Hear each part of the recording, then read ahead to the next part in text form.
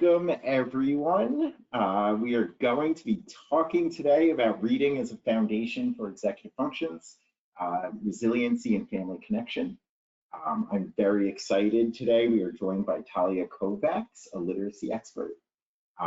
She's been doing literacy-based coaching, which is amazing. And then Samantha Feynman, the director of New Frontiers, and myself, Casey Schmaliker, the operations manager.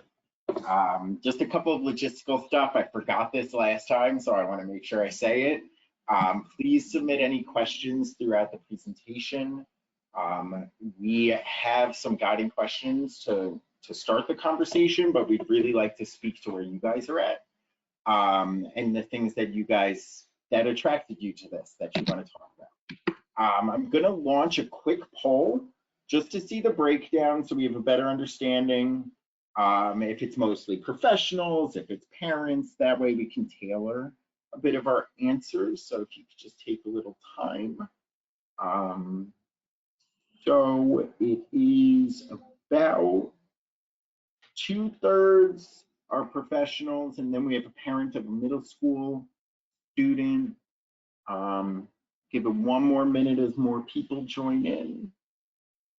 Let's see. Okay, an older parent. All right, I think it's good enough. So we got around 50% are professionals and then others are parents. So first, I wanted to start off really just with that connection to executive functions and reading as a foundation of what we're going to start talking about.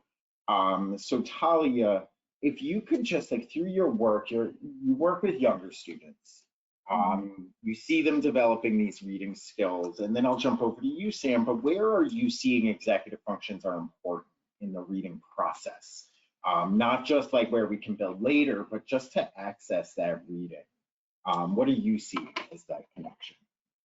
Yeah, that's a great question. I work a lot with elementary age students, and executive functioning is actually one of the core components to becoming a successful reader for a couple of reasons. I mean, we need our elementary students to be able to kind of think through, is this the right book for me? Am I interested? Do I care about this?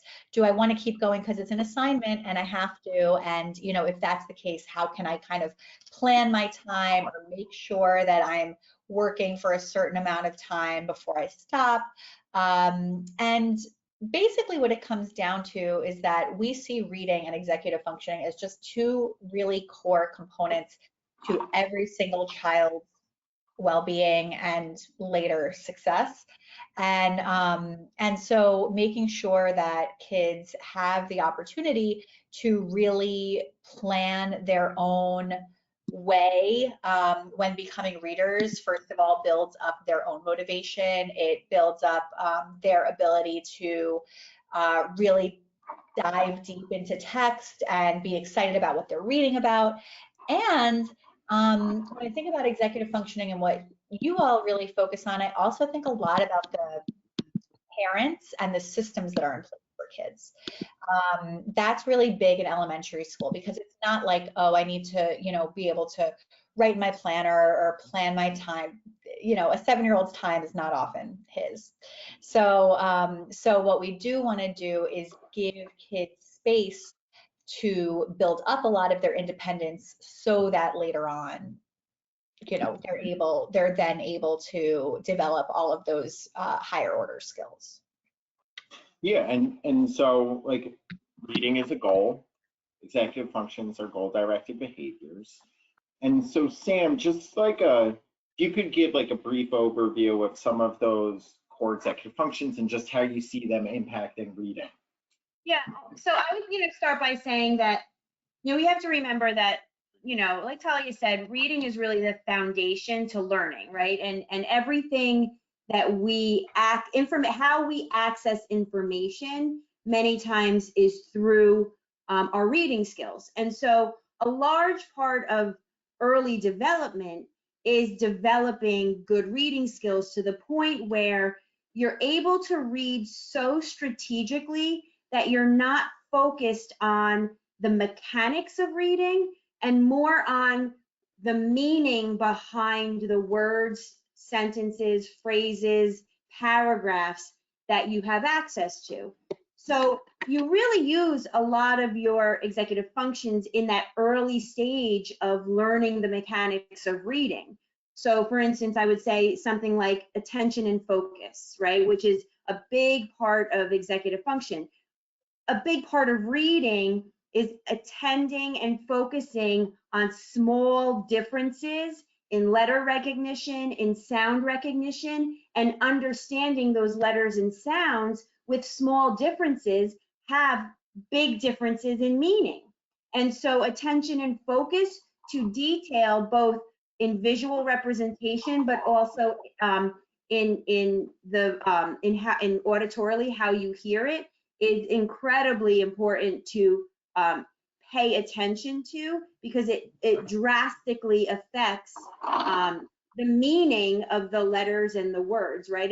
Just a simple one, a capital P and a capital R are two separate letters that are separated by one line. And so, right, and so you see things like, a lowercase b and a lowercase d are the exact same lines, but just flip-flopped. So there's that attention and focus that is necessary on small details to understand the different meanings. And then you have things like flexible thinking, which is incredibly important when it comes to reading, because reading, there's always exceptions, and there's always an incorporation and assimilation to new rules behind how language is being used. So, there are a lot of rules that are followed in terms of, phonetic structure that help children to predict the sound letter combinations, but then there's always exceptions. So you have to be able to understand that there are rules that are typically followed, but then there are also exceptions to those rules that go, past the rules that you've kind of incorporated. And then, working memory is, I would say, probably one of the most important executive functions that are used for reading. Reading builds upon each other. You learn sound letter combinations, then combinations of sound and letter combinations, and then you're learning word families, and you're learning, you'll learn that the C makes the sound and the at makes the AT makes the at sound, and that makes cat, but if you change the C to a B, it's bat. But you have to use things like working memory to remember those sound letter combinations that can then be used for in different scenarios. So, executive functioning, I think, is really, really important during the development of the mechanics of reading. And, when we see executive function weakness, we can sometimes see a difficult time in incorporating reading naturally. And so that's when we see that direct instruction, explicit instruction reading can be very, very helpful, because we're really helping to provide direct instruction to the students on what those sound letter combinations are, what they mean, and how you can use them in variations to help when, maybe there's issues with the executive functions and the students aren't necessarily picking up those skills naturally. So I love it. You got to like those three core executive functions, and just with both of you speaking, I know I'm not a reading specialist myself. I'm not a literacy expert. And so I immediately start going to when it's problems in middle school, like they can't do symbolism. But it is so important for people to realize, like, this happens in that stage prior. Just the mechanics of reading is applying these executive functions. And if there's a little difficulty there and they get by, it gets harder, because now not only are you reading for the plot of what do the words say, but now you also have to think about symbolism, and you also have to connect to foreshadowing, and then it just builds upon each other. So Talia, I wanted to tie in resilience here. And so resilience, just like if you could start off with like a broad definition of resilience, and then applying that to where like reading is often one of those first opportunities to build up resilience. Yeah, absolutely. So there's actually been a lot of really interesting research done in resilience and what does resilience mean in the last 20 years. Most recently, actually, out of uh, Hawaii, where they took a look at a lot of young elementary age kids and saw who was able to kind of continue on in their lives in a way that they led happy, healthy, joyful lives where they were contributing to their communities, and who kind of had a hard time or got stuck, given that in that particular community there was a lot of hardship, there was a lot of moving around, there was a lot of poverty, like the kids were having a hard time. And so they took a look at those different kids and they followed them over the course of, this was published like 5 years ago, so they followed them over the course of the last maybe 15-ish years. And what they found was that resilience has a few main components. The first component is knowing that you have control over your own life. So kids who talk, 7-year-olds who talked about themselves as, oh, next time I want to try harder, or next time I'm going to do better, or here's what I'm going to, work on, even with these kind of big systemic, societal, things that a 7-year-old cannot fix, they were trying to change things in their own lives. So that's the first aspect of resilience. And then we get into thinking about knowing that you can have a positive effect on your own life, and then planning for the future in an optimistic way. So that knowledge leads to then plan creation, which ties in, a lot with what we've, when we think about executive functioning and really being able to kind of see a couple of steps ahead and then use what you know to get there. And what the research showed is that actually resilience can be learned. So a lot of us think of resilience as like, oh, well, some people just, make it and some people don't. Or some people are just naturally more resilient, which might be true. We might be predisposed one way or another. But resilience can be learned. And the way that we develop resilience in kids and in young adults is by giving a lot of autonomy, allowing for kids to see themselves as agents in their own lives, working on a lot of independence skills, which is something I talk very frequently with families about, like how can you build your child's own sense of independence, and then really making sure that kids feel like they have basically what we call in the elementary world choice and voice, right? Like that what they're saying mattered, what they think matters, and what they want matters. And that all really ties into reading in a big way, especially for young kids, because when we're working with them, there's not that much choice, right? It's like we're learning, as Samantha was saying, the at family today, and that's what we're learning, right? So where can we tie in student choice? And so a lot of what I work on is allowing for kids to do things like reread old favorites, right? Like we might think, oh, you've already read this book. We both could say it with our eyes closed, every single page of this beloved book that we've read together every night for the last 5 years. We're not going to read it again because it's not giving you new skills, or I want to push you further, right? And that's a very well-meaning thought, and there's a place for that. But actually to build resilience, which we can define as, kids knowing that they have agency and then acting on that agency, we need to let kids go back and, read what they like. Like I like to say that, People magazine is well below my reading level, and yet I still pick it up. And when I used to travel for work, I would just read it on the plane, even though it's, I could read harder things. And all of us do that, right? Like we reread old books or we read things for comfort. So giving kids, basically treating kids like we would treat our friends, and giving kids some agency and some ability to make choices in their own learning is going to pay off a lot and going to teach them that, you know, when you do have agency, you are able to be more successful or try a little bit harder because you made that choice to try this new thing.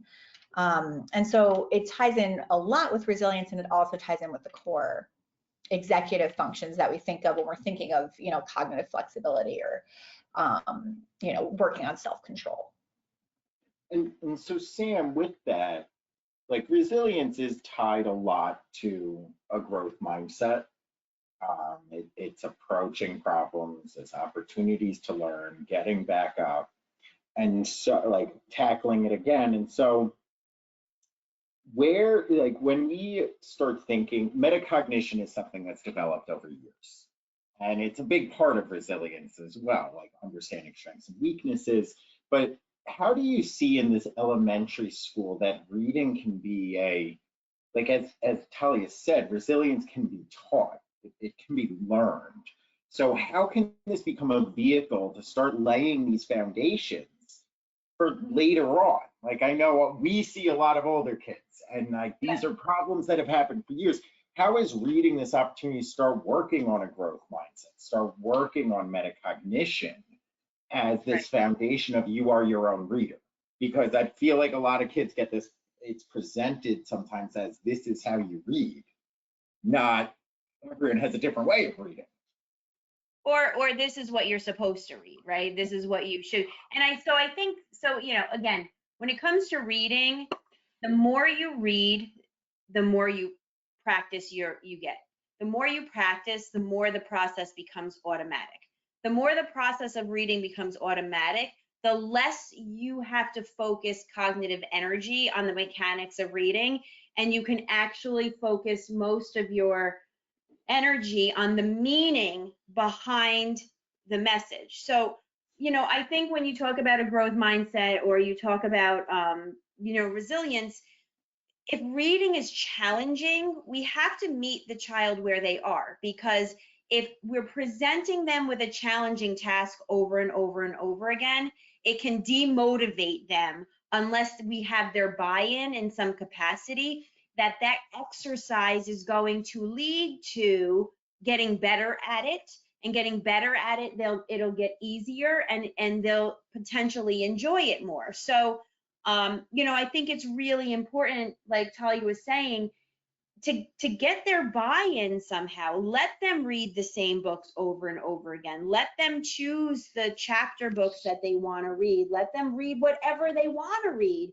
as long as they're reading. And, you know, I never talk about my children. Casey knows, which is totally. I was going to pull up the line that I got to pull your kids in again. But when Talia said, you know, about letting the kids pick what they want to read, you know, I automatically thought of my son, who, you know, he's a good reader, but he doesn't gravitate towards reading. He doesn't want to read. He wants to play video games. He wants to, you know, play in Fortnite. And so, you know, getting him to read every night was a little bit of a struggle until he found a chapter book series that is based on a video game that he really likes to play. He'll sit there for an hour, hour and a half, and just read, and he loves it.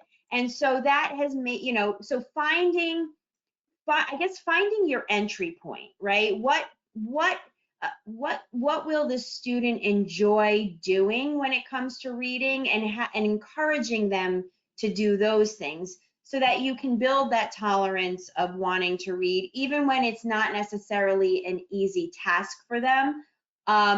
You know, I think if you're reading, and Talia, correct me if I'm wrong, if you're reading for new skills, that's different than reading for pleasure. And so reading for new skills is going to be structured. It's going to maybe have some level of prompting and support and some direction. But reading for pleasure, if the kids want to read books that are 2 or 3, you know, levels below them, if that's what they want to read and they're motivated to read it, it's not going to hurt, right? It can only help that resilience and the practice and the automaticity. So I think we have to look at reading also in different frameworks and expose the kids to different ways of reading, so that it's not always so challenging for those that are struggling with it. Yeah, So, and to build off of that, I think that that's exactly what it is that we're constantly, the seventh graders that I'll work with who have trouble reading, it's not like, Casey, to your point, it's not like they're having trouble with, foreshadowing. They're having trouble sounding out the words. And so we actually need to go back to like kindergarten, first grade, phonics, phonemic awareness skills. Right. And even more than that, we need to go back to, just oral language, like phonemic awareness, which is separate from phonics in that it has no letters attached. It's just sound correspond. Can you break apart sounds? And when the older you get, the harder these skills become to acquire, and the more challenging it is. And so a kid has to really sit there and struggle and focus. And so, like Samantha, with the example of your son, giving them something that they're like, oh, this feels good. I want to do this better. I found this book that I love. I want to get into it, allows them to then have the patience, right, and the kind of willingness to go back and do these sound exercises or do these phonics exercises that they're going to need to build themselves up. Because just like all of us, like if we hate something and we've never been good at it and we don't want to do it, why would we keep trying? Like, why would we keep doing it? So like there is like research that does show, like specifically with executive functions, when you're applying them, since it's goal-directed behaviors, when it's a goal you want to achieve, it's much easier to work on those skills. So it's a little bit of, not a paradox, but something's got to give at a certain point. You can't always read at a second grade level. Like, and so is the goal of encouraging, in your view, Tully, is the goal of encouraging them to read whatever they want, to really work on those mechanics of reading so that they can lay the foundation to work on the higher level stuff? Or is that goal to continue? Because like, if you're not stressing those executive functions, you're not expanding the skill set. So when do you draw that line so that they do try things a little bit more difficult, so that they're building up? Is it kind of like you're building up their confidence first so that they can tackle?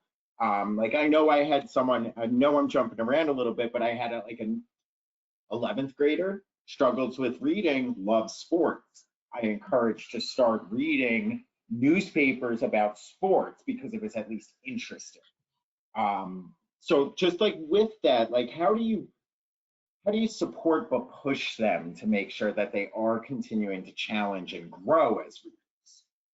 Yeah, that's a great question. And I will say that I get that question a lot, and I will like bet my house that it has never been a problem that kids are having too much choice in what they read, right? Like when we're kind of pushing this like choice or allowing them to read what they'd like, this is like to get it to maybe 30 to 40% of reading what they'd like, because so much of school and so much of reading instruction is goal directed. So we're sometimes talking about like, a problem that I wish existed, right? Because then we could be like, wait, pause now, let's really push. But the pushing is there, the pushing is there. And so, but it is a good question in that, like, at what point do we know that kids are ready to be pushed? I think is a really good question, thinking about like, how can kids start setting their own goals around reading? So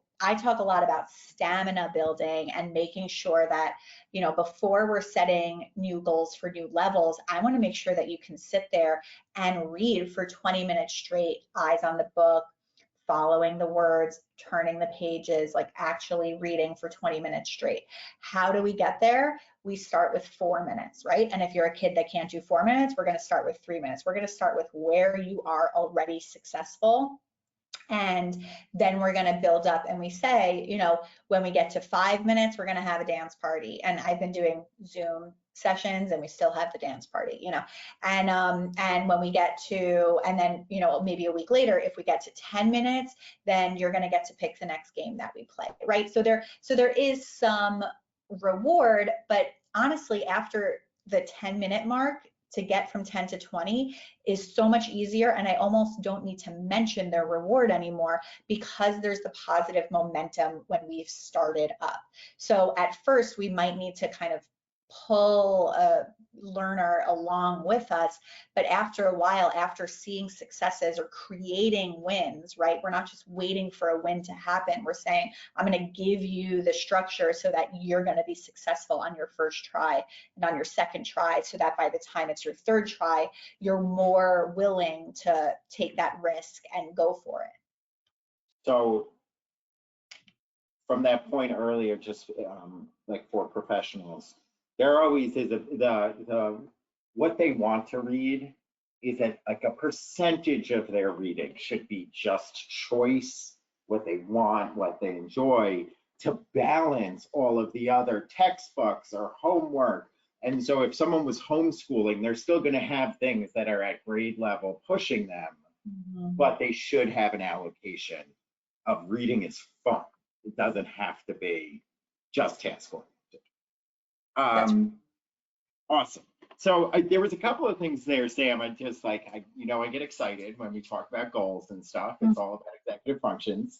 And so how involved should students be, in your view, with setting those reading goals? I want to read for 4 minutes.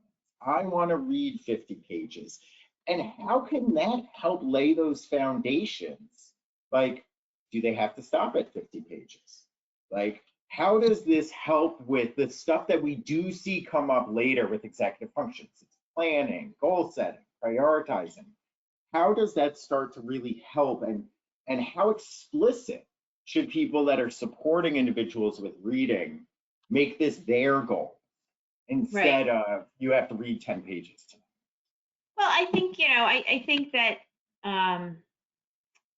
I think that sometimes, it just seems kind of like an empty goal, right? So I think the students need to be very involved in it because they need to know what the purpose is, right? What is the purpose in making me read every night for 20 minutes? And so, so it's really important to have them get involved for that. And then as well for the monitoring piece of it, right? And so what is so again, what is the purpose in reading? The purpose in reading is to gain access to a written message, right? There's something written with words, and that my reading skills are going to allow me to read that and understand the message that whoever wrote those words was trying to convey to another person. So it's a way of communicating through writing. And so kids need to understand, just even from that foundation, what is the purpose in reading? Why am I because you're going to need to gain access to written communication in various forms of your life. And so from there, having them understand the purpose then in doing it a lot is so that you can practice understanding how to interpret different people's information through written communication. And that's where the reading comprehension strategies come in, right? So a lot of times executive functioning focuses around strategies. What are the strategies that we're going to use to get this assignment done in time? What are the strategies that I need to use in order to get to work on time? What am I going to do? And what strategy am I going to use to prioritize all of my responsibilities that need to be accomplished today? So it helps to teach that important piece of strategy instruction, because you need to use strategies in order to interpret written text. And so it exposes them to that concept of strategy instruction, and then monitoring whether or not you're actually achieving what your goal is, which is to understand what that written material actually means. And so it gives you an opportunity to go through the whole problem solving practice by using reading as the foundation to practice those skills.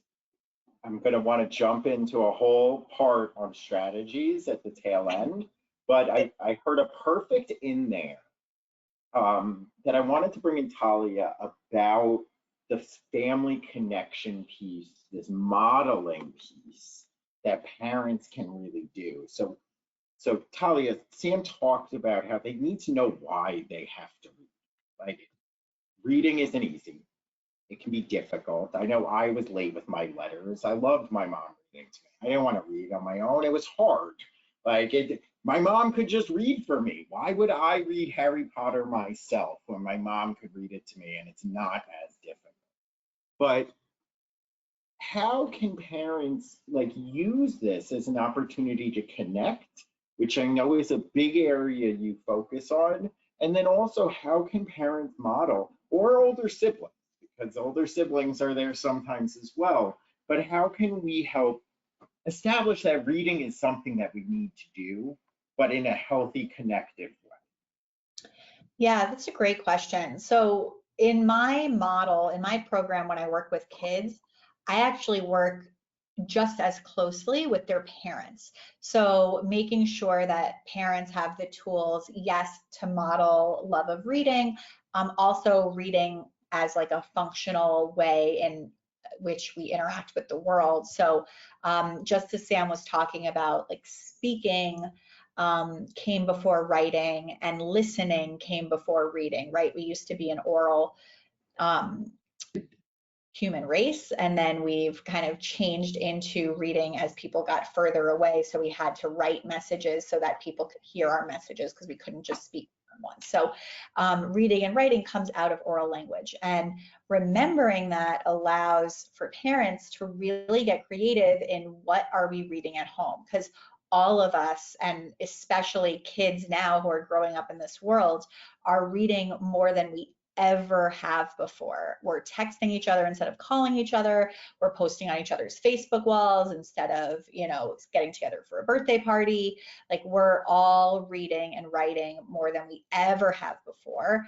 And actually, I think it's deeply changing our, language and our methods of communication. And so parents can really use that to get kids interested in reading, like, let's get together and write a happy birthday post to our aunt who's, on the other side of the country.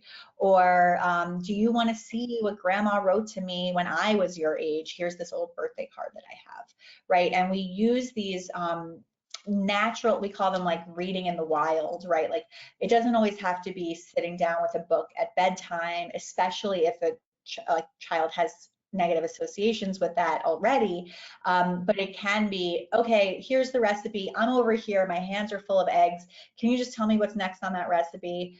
We're going grocery shopping, let's put together this grocery list, what needs to be on it, and like talk about, time for executive functioning in terms of like planning that and getting all the things that you need and then coming together. So we need to kind of expand our definition of literacy and reading to include all of the times that we're making meaning from text, because reading is just meaning making. So what other times are we making meaning from anything written down?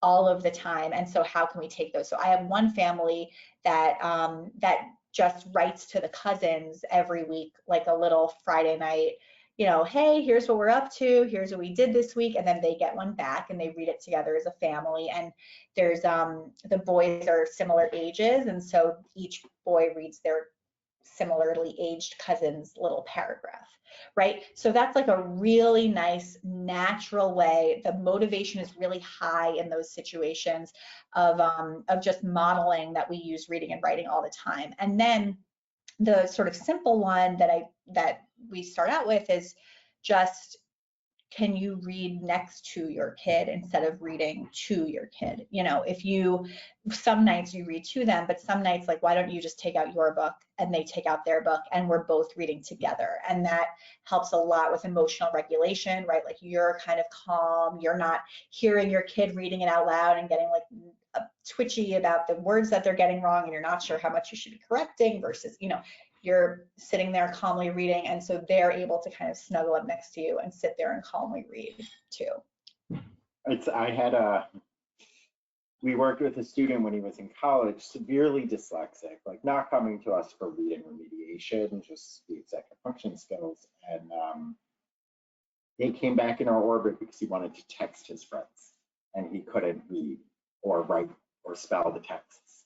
And so that just became that motivating factor.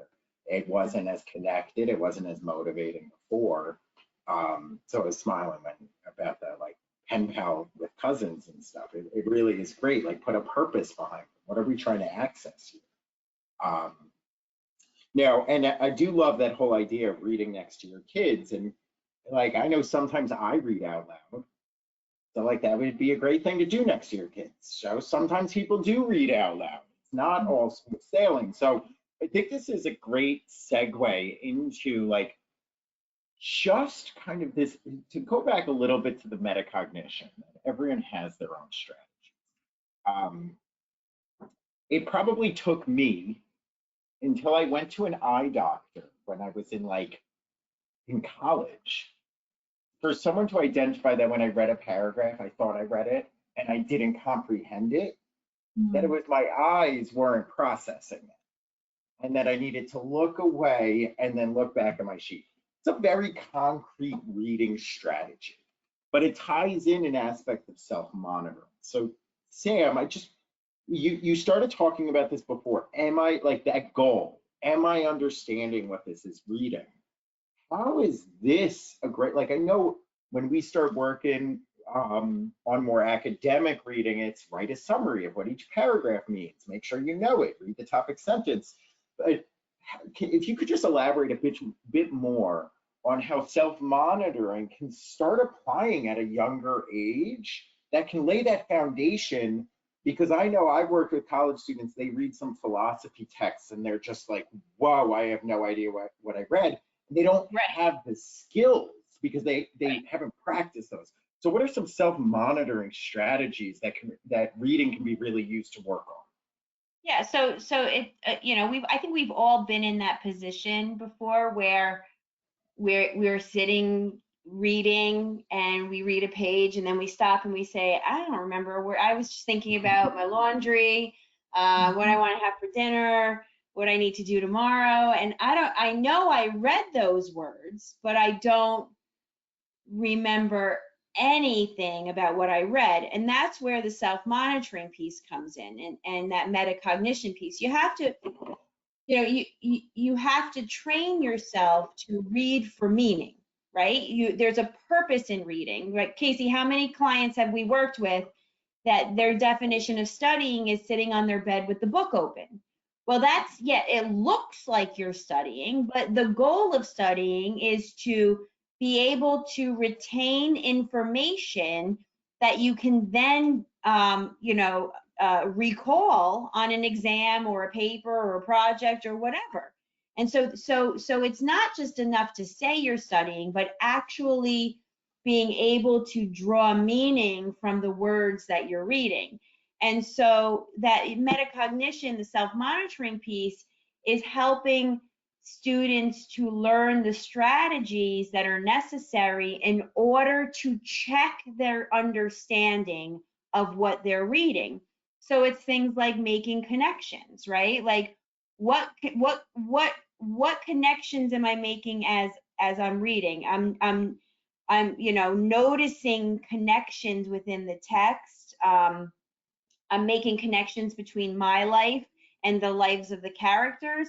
I'm making connections between the location, the setting of what I'm reading about and where I live. So being able to take that information and remember it in a way that you can connect it to something else that's going on in your life. Visualizing what you're reading, right? So painting a picture in your mind of the story as it unfolds in writing, being able to read between the lines, inferencing, right? Like, so the author is saying something, but they're only telling half the story, but with the other words, you can infer what else is going on. So,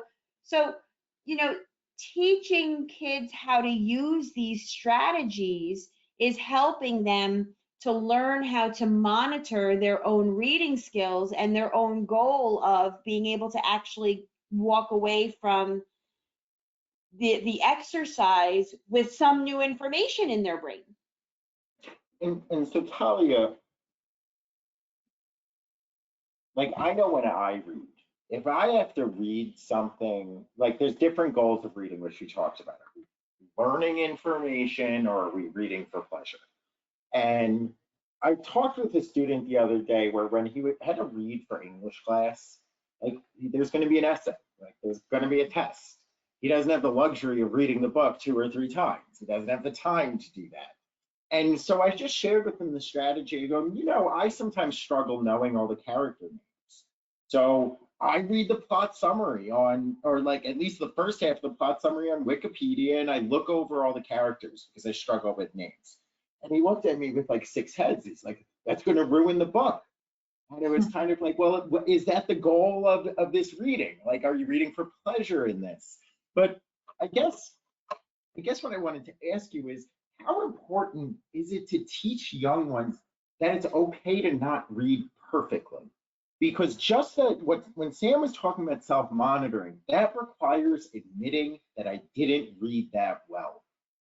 And that's looked at as bad, I feel like. And how important is it to teach at a young age? It just is what it is. And so we come up with a strategy to address it. How do you introduce that to both parents to support their kids, but also just for kids to know this is just how you read? Yeah, that's a great question. What we do with younger kids is we just stop and ask, which I guess is like what it sounds like what you keep doing as kids get older. We just stop and ask, did that make sense? Did that make sense? And by stopping and asking if something made sense, it gives kids an opportunity to say, actually, wait, no, I said, potato instead of paragraph, and the whole meaning of that sentence changed, and that's why it didn't make sense. Let me go back and reread that word, right? And we see that really often with early readers, and I don't mean early readers like young kids, I just mean people who are still learning phonics and phonemic awareness, that a lot of times we look at the first letter of a word and then we just say our best guess, right? And what I have one student who really just like, she has all of the skills and strategies, but sometimes she rushes through, and then I pause and I ask her, did that make any sense to you? And she's like, no. And so then we have to go back. So she calls the part of her brain that does that Layla, and we like massage Layla before we start reading, and we're like, hey Layla, you're gonna want to rush through this, but we're just going to take our time and it's okay. And she says, Layla lives right over here. And so, we talk to her and we talk to that part of us that's kind of just trying to get something done. And first of all, we notice that sometimes it takes us twice as long, right? If we're like rushing through it.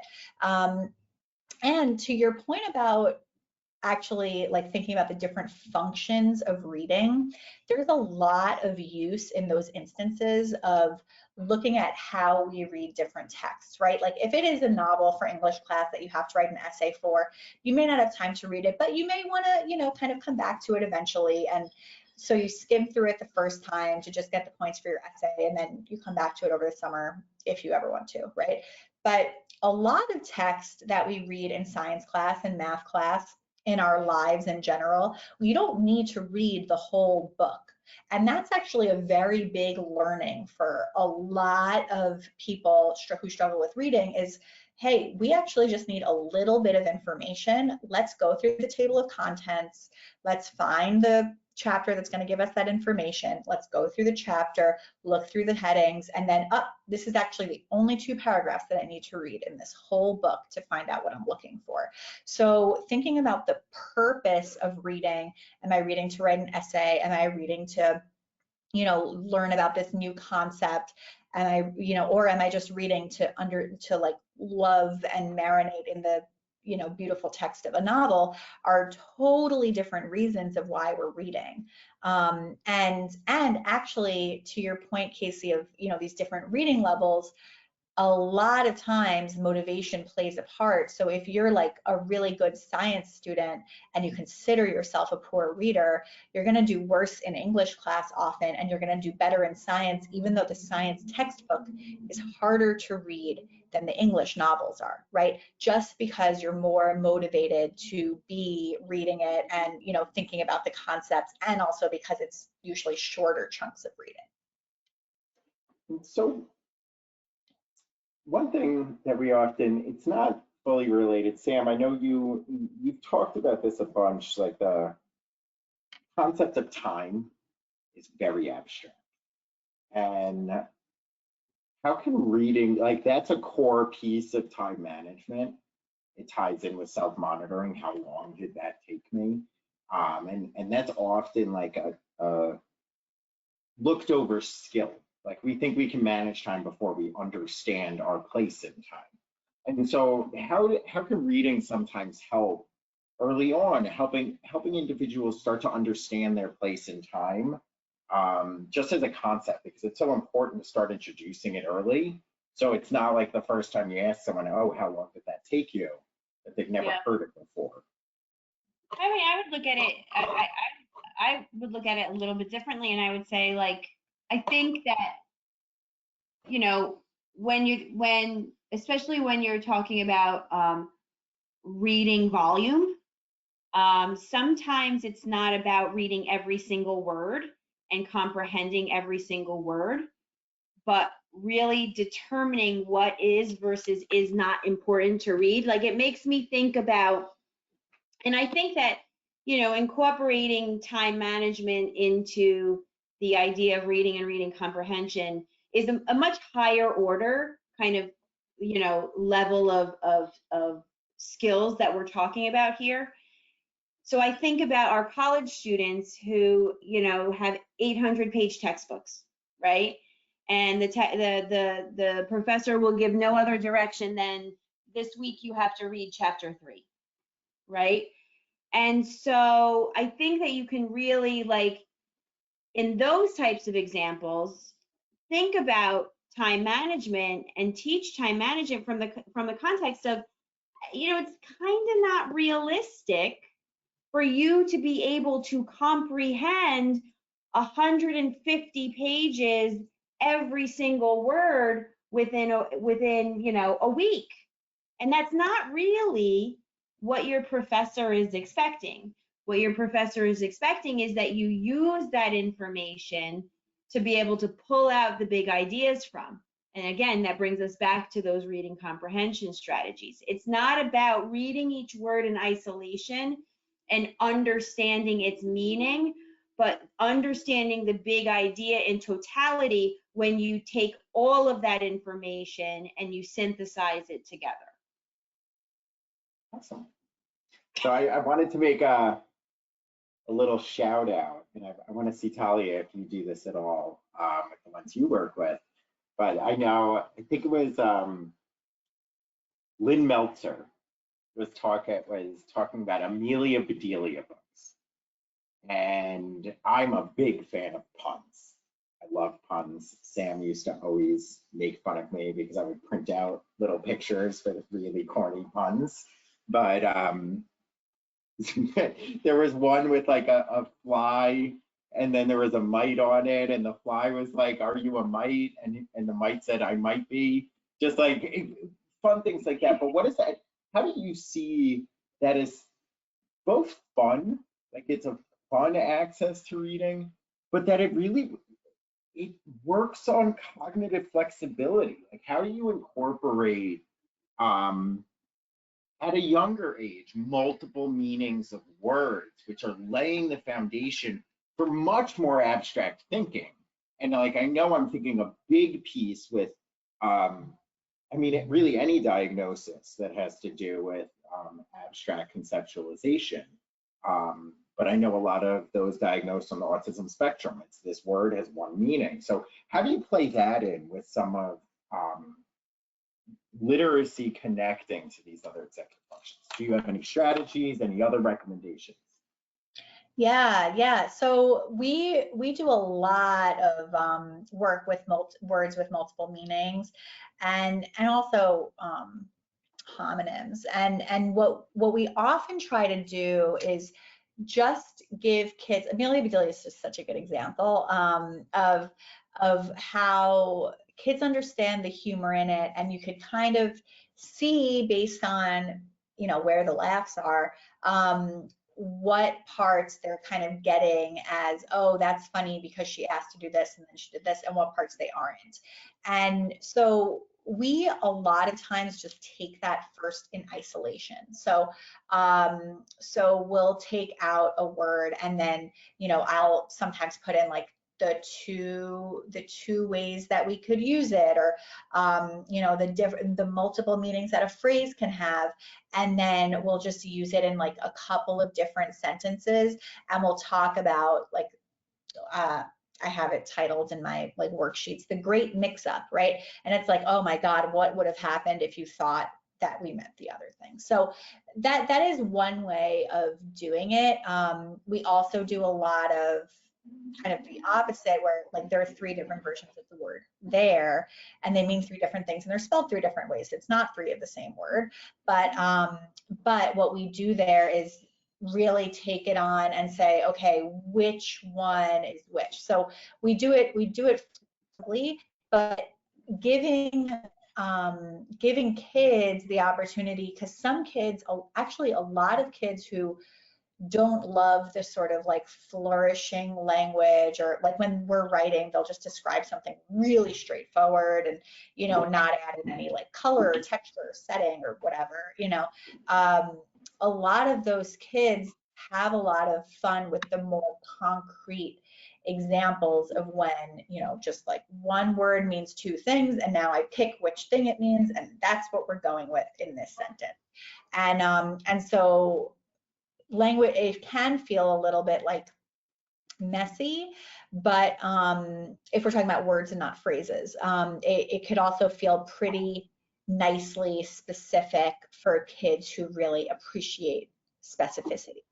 And when I work with families on this, we talk a lot about like how, like if you ever watch those Pixar movies that, there's jokes in it for the adults that are totally over the kids' heads and jokes in it for kids. And we talk about how a lot of children's books are written that way because adults read children's books to children. And so we can start to get involved in like explaining the nicer one, the cleaner ones to kids, and saying, here's why I'm laughing right now, just to show that like parents have that, adults have that multiple meaning work also. I'm laughing so much. I don't know the title, and I don't think it would be appropriate for me even to say. But my mom went down to the Jersey Shore and found like an old book from the 30s that was just wildly inappropriate, but it was clearly a kid's book. But I guess one other area, and then I just want to see if you guys have any other last minute advice or whatever. But Sam, this cognitive flexibility piece also ties in a little bit to theory of mind. And so like different perspectives, what could someone else be meaning? And so if you could just talk a little bit about how reading is that another like original entry point into someone else wrote this not thinking what you were thinking. Yeah, it's a great thing to bring up, and that's about making those connections. And strategy instruction provides that guidance that you're really you're taking the words and you're trying to make sense of them by incorporating them into the context of the world that you already understand.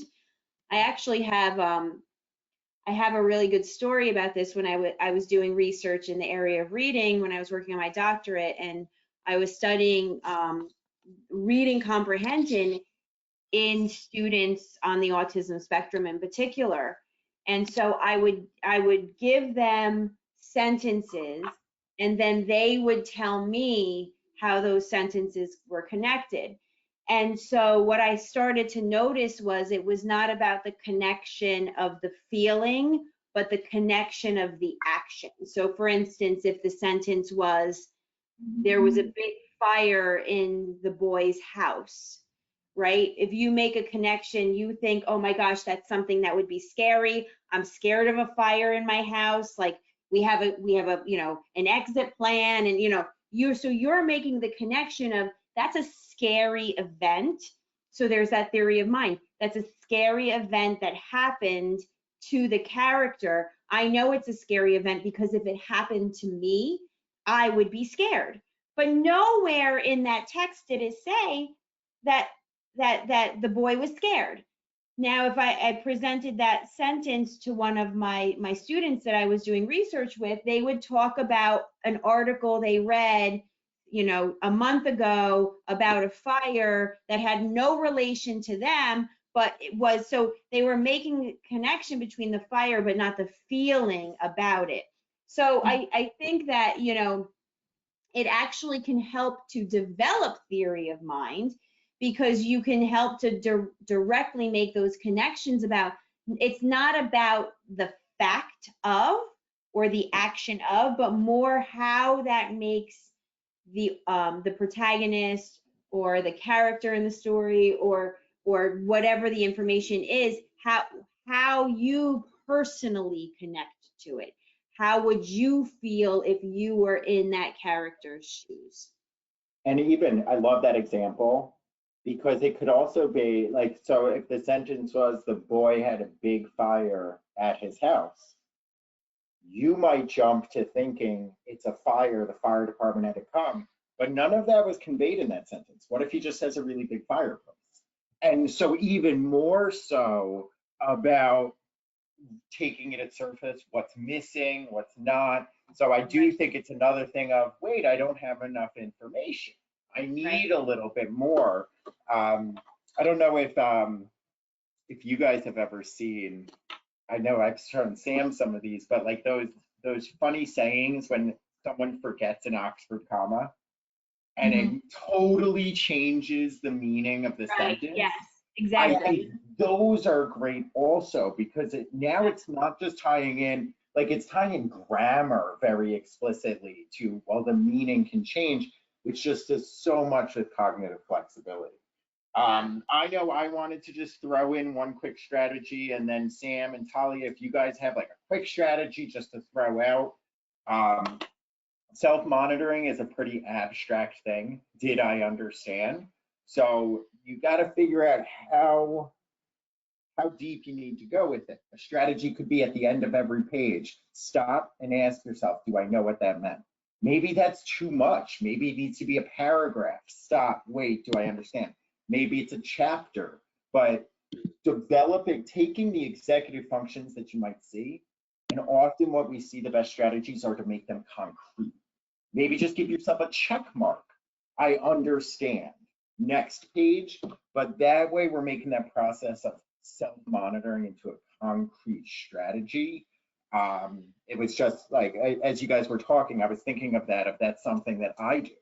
Do I know that page? Before I go to the next page, do I know what I just read? Do you guys have any other quick little things to pass off as parting words?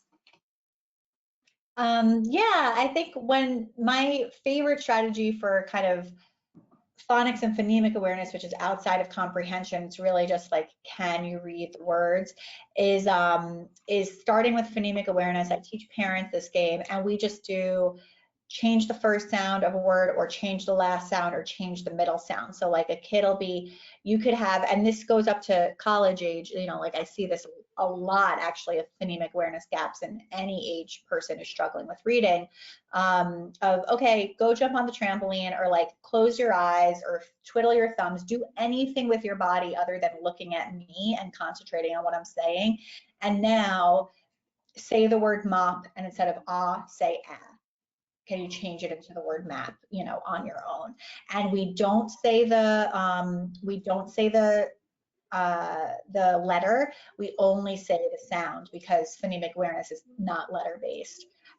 It gets into, I think, the, kind of executive function of flexible thinking and being able to kind of be nimble with words, but it also is just such a really high impact game for people who are having trouble decoding, right? As Sam was talking about, there's two parts of reading. There's, can you read the words, like say them out loud and understand what words they are, and can you make meaning from them? On the meaning making it, oh yeah, Casey, go ahead. No, I just wanted to say, and then I know I've been doing like some executive function assessments, then, and obviously depending on their levels, change the rule. So now maybe instead of like shift over to the letter. So I want you to say the word math, but change A to O. And now what you're doing is you're helping them work on working memory of listening, changing the rules, manipulating, and that type of stuff. I get excited when I hear it. It's like, oh, that could be fun with them. It gets them engaged because now it's a game they're working. Yeah, it's fun and it's a game, and the body movement is really important, especially like the younger the person is. We are so focused sometimes on like compliance just for compliance sake. Like I want you to sit there and look at me just because like I think that's how you should be, not because that's serving a purpose in the work that we're doing together right now. So really giving movement flexibility when you can is extremely important. And then thinking about cognition, Sam, you sort of were hitting on this, but I like to think about with kids, just how would I feel in this situation? And sometimes it's the total opposite. Like I was just doing a Charlotte's Web lesson like 2 hours ago, and the kid was like, well, my dad used to live on a farm and he killed pigs, so like I don't think I would be that upset, but here's Fern totally upset that, her dad's gonna kill the pig. So thinking about like, how are we similar to characters? How might I react? And how are we clearly different? So I'm like, okay, so you'd be fine with it.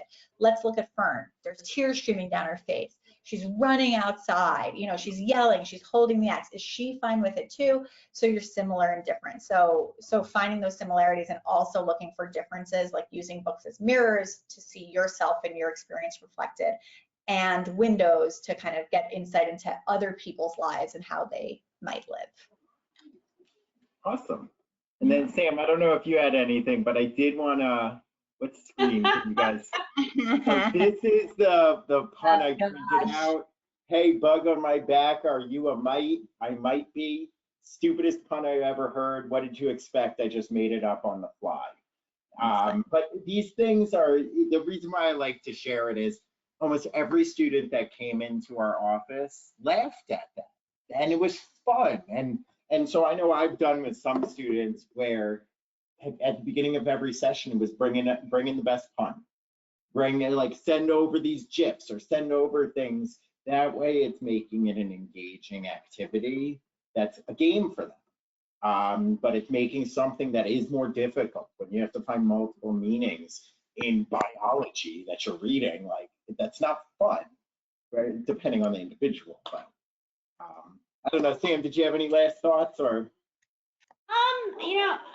I guess I would say from a reading comprehension perspective, I don't know if I would call this a strategy, but when it comes to flexible thinking, I think that one of the things I noticed when I was teaching was that students had sometimes a hard time interconnecting sentences, and they were looking at sentences kind of in isolation of each other. So just from a very simplistic view, the boy walked to the store, he bought a soda, right? The he in the second sentence is referencing the boy in the first sentence. And so just making sure that as students are developing higher level comprehension skills, that they're connecting that information that they've previously read is related to information that they're reading moving on in paragraphs. And so, just making sure that they're making those connections. I will tell you, with some of the kids I worked with on the spectrum, they were reading sentences in isolation, and the he in the second sentence was a totally different person than the boy in the first sentence. So it's just something to be very mindful of when you see that students may be demonstrating some reading comprehension issues, that some of it could be just not making those inter-sentence connections with regards to meaning. Awesome. All right, well, that is where we're going to wrap it up. Thank you so much, Talia, spending the night with us. Thank you, Samantha, as always. I hope everyone, I see a raised hand. Let me just see. Let me give Deborah. Deborah, you should be able to turn on your mic if you wanted to ask a question. I see your hand raised. If you just wanted to give a digital high five. Oh, okay. So just a thank you from Deborah. Denise, I'll give you the opportunity if you. Denise. Oh, hi, Denise. Hi, I was so interested in this, to tell you the truth. I wasn't a great reader myself, but I never really realized why, but my son is on the spectrum and this is very interesting to me. And you all are obviously great readers and I took a lot of notes. Awesome, I'm glad it was helpful. It was great. It really is such a fascinating world that's getting studied more. Right. So keep your eyes out. It's an emerging field. Working memory is a core to it. It's something that's getting a lot more focus. Yeah, and I'm using one of your tutors right now and I'm very happy. So thank you so much. Of course. Thank you, everyone. And I hope everyone will see you again. We have another one in like 2 weeks or so, but just keep a lookout. Please fill out the survey. If you have any specific questions, Talia's website and contact info was included with the registration info. You can put follow-up questions in the survey and we'll get back to you guys. And please, there'll be a recording of this that we'll send over to you. So if there's anyone else you think would benefit, just please share the recording with them. Thank you so much, guys. I hope you all have a great night. Have a good Thanks, night. everyone. Thanks, Talia. Bye.